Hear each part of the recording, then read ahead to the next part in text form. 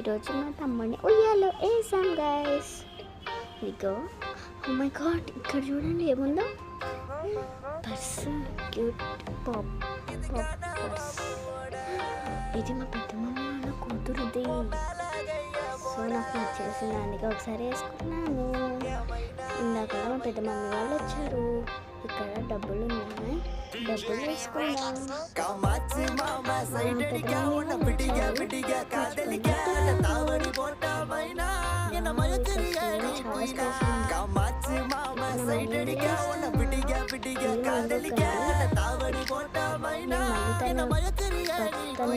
చేస్తా ఎలా అంటే రేపు మా డాడీ బర్త్డే ఉంది గాయ్స్.